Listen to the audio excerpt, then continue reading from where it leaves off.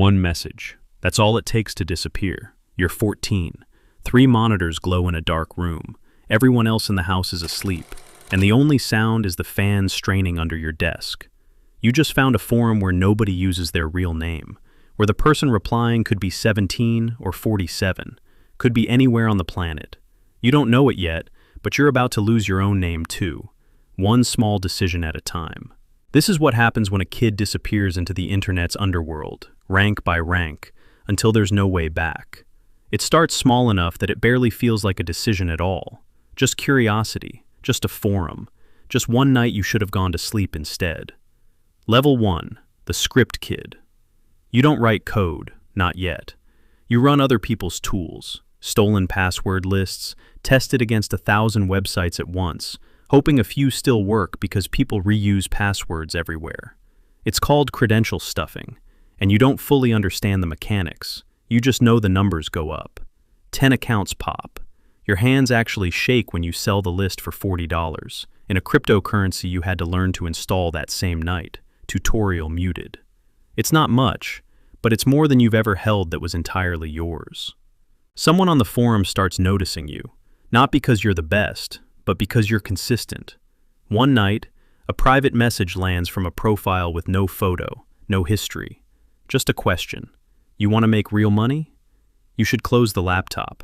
You don't. And that's the whole story of how this begins, not with a plan, but with a single message you were too curious or too flattered to ignore. You think this is the beginning of something you control. It isn't. Level 2, the mule. You're 17 now, a different city maybe, a different screen name, but the same appetite for something that finally feels like yours. You've stopped hacking almost entirely. It turned out to be the least profitable job in the chain. Now you move money, and it's worth far more.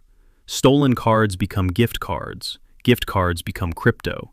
Crypto becomes clean cash through exchanges that don't ask questions if the volume stays small.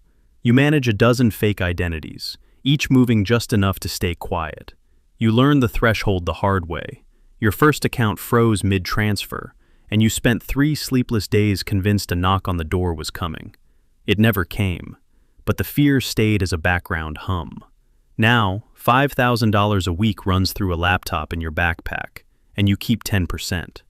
Your parents ask about the freelance web design, and you give a vague answer about deadlines. Somewhere, a retiree checks her banking app and finds her savings gone, and spends the rest of the year trying to explain how it happened. You never see her face, never learn her name, and that distance is exactly what lets you keep going. You've convinced yourself the money is clean. The next level will make sure you can never believe that again. Level 3, the access broker. You're 20, 3 years further from that kid on the forum, and the work has gotten quieter, cleaner, easier to justify to yourself at night. The distance between you and the actual damage has grown wide enough that you can almost convince yourself none of it is your fault. You don't rob anyone directly. You find the door, a working phishing email, a leaked password, a forgotten server, and once inside, you don't touch anything. You confirm what's there and post the access for sale. Access to logistics company, US, revenue $80 million, no security detected. Starting bid, 2 BTC. Ransomware crews are your best customers, and what they do with what you sell isn't your problem, you tell yourself, like a small prayer. That story holds together, right up until a hospital network you unlocked goes dark for 11 days, ambulances rerouted, and you finally understand, too late to undo it, that you were never just the landlord. The name for what you did doesn't matter anymore. The consequence found its way back to you regardless. 11 days. You'll think about that number for the rest of your life. But not yet. Not until it's too late to matter. Level 4, the crew lead. You're 24, and the guilt from that hospital never quite left. It just got buried under new responsibilities. New people depending on you now instead of the other way around. Now you run people instead of scripts. 4 of them, scattered across 3 time zones, none of whom you've ever seen a real face for. Every message auto-deletes within the hour. It feels like safety, but it's really just a slower kind of forgetting. Ransomware is your specialty now. You lock everything and demand payment to let owners back into their own systems. You time your biggest hit for a Friday night, when a manufacturer's IT staff is thinnest. Their production line goes silent, backups destroyed hours earlier. You ask for $1.2 million. They negotiate you down to $400,000, and you take it. Split 5 ways, it's still 6 figures for a weekend. But your crew is the weakest part of everything you've built. One of them reuses an old username tied to his real name, and the police were always going to catch him first. You tell yourself that's not on you either, that loyalty only goes so far when your own freedom is on the line. You think distance keeps you safe. You're about to learn that distance is just a longer road to the same ending. Level 5, the Syndicate Operator. You're 28, further removed from the keyboard with every year that passes. Further removed from the version of you that once got a rush from 10 accounts popping. You haven't touched a line of code in years. You run the business now, and it runs like one, terrifyingly well. A malware team, an access team, a negotiation team that speaks in the calm language of corporate lawyers, so victims believe they're dealing with reasonable people. You license your ransomware to other criminals for a cut of what they extract. $2 million clears through your books every month, and there's a support chat helping panicked people buy Bitcoin for the first time in their lives, written in the tone of customer service. It's extremely well organized, and that's the problem. Every organized system generates records, a paper trail waiting for the right person to notice.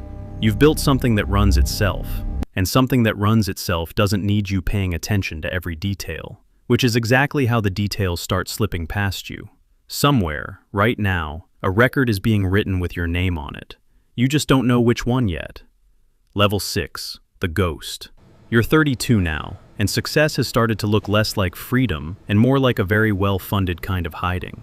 Somewhere in a filing cabinet at Interpol, there's a folder with your face and a name that was never yours. You live in a country with no extradition treaty, cycling through rentals booked by people who've never seen you in person. Your syndicate hit a national fuel pipeline last year, a whole country running short on gas, a president holding a press conference about an attacker whose real identity he'll never know. You have more money than you'll ever spend, and less freedom than you had as a 14-year-old with a laptop and a Coke.